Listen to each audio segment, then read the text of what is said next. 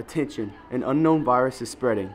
With an unknown origin, not much is known about the virus, except for a few symptoms that we have found that affect certain lobes of the brain.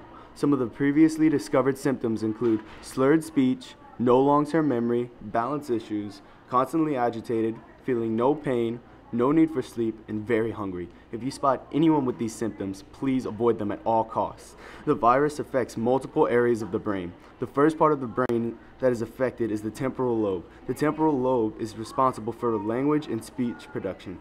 The affection of the temporal lobe results in slurred speech. The next symptom of the virus is a loss of long-term memory. The area of the brain that causes this loss of memory is called the hippocampus. The third symptom of this deadly virus is to be constantly agitated. Most people that are infected will normally respond with unrestrained emotion. The area of the infected brain that causes this is the amygdala. In addition to this symptom, the prefrontal cortex is also affected. The prefrontal cortex is responsible for abstract thinking and thought analogy, regulating behavior, deciding on actions, regulating thought in terms of both short and long-term decision making, and allowing the person to plan ahead and think of strategies.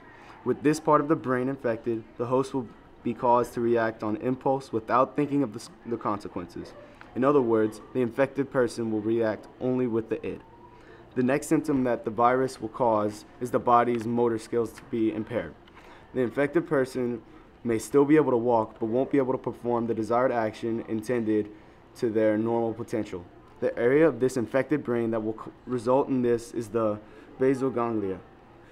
In addition to this, the infected will also experience balance issues. The part of the brain that is responsible for maintaining balance is the cerebellum. The next symptom of this deadly virus is loss of receiving the sense of touch or pain.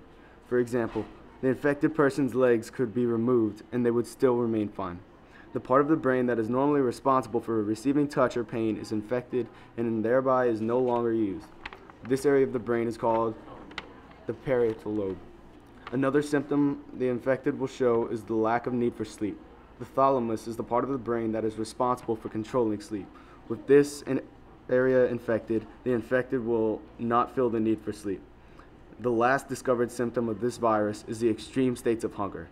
The hypothalamus is the area of the brain that helps maintain homeostasis. With the hypothalamus infected, the body cannot stabilize health, which will lead to cause of hunger. Again, this virus is deadly and extremely contagious. If you see anyone who has these symptoms, please avoid them at all costs. This is not a drill.